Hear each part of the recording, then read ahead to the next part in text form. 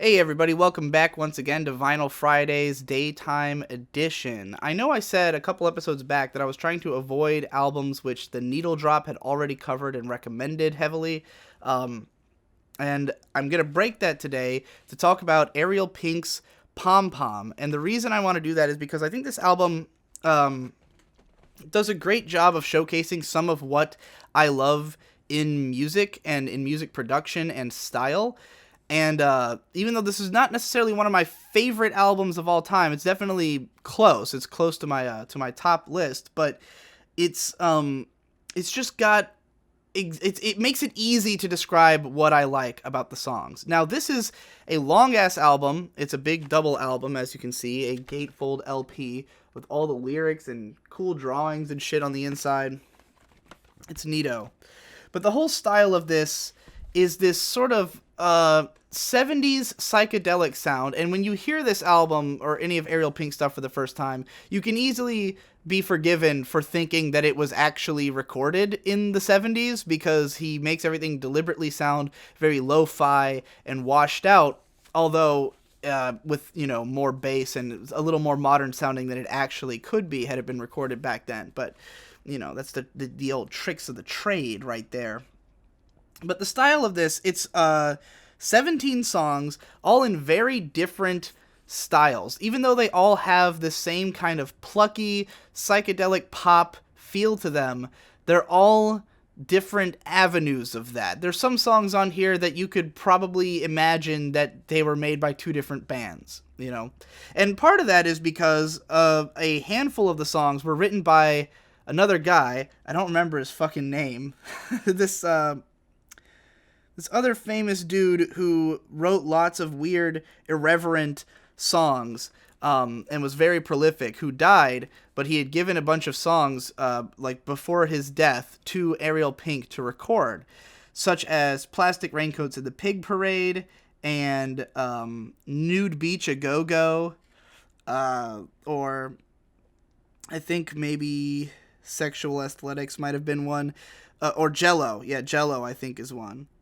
So basically it's these bizarre songs about like weird, hilarious subjects that are all just kind of tongue-in-cheek, wacky, fun songs that, like, the song Jello sounds like a TV jingle about Jello almost, but with a like weird punk bouncy edge and the incredibly bizarre production style of Ariel Pink. Or Nude Beach A Go-Go, which is like a surf song, it sounds like it's a beach song, like something you'd hear playing on the beach in the 60s or something, but again, with Ariel Pink's unique style over it.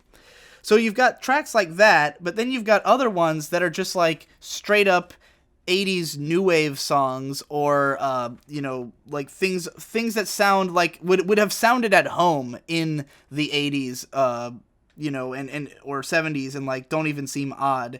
Other stuff that's more shoegazy or closer to like the indie pop shit of today, like Put Your Number in My Phone would sound at home on like a Mac DeMarco mixtape or something. Like, there's just so many different styles on here, but all with the same feeling of this glittery, blissed out pop rock. Why do I keep saying punk? I guess because I'm looking at the song Goth Bomb. Not that goth is punk either.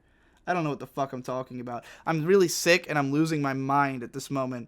So, yeah, this album goes all over the place, but what I really love about it is that it's just so detailed, and there's so much going on in each song.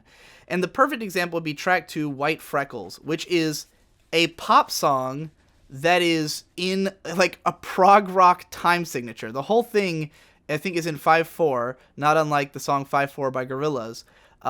But it's like this really fast, energetic, and off-kilter rock song in an odd time signature with like these blaring guitars, but all while being upbeat and poppy and fun and cutesy. And it's about just like girls drawing freckles on their faces, like having white freckles drawn on.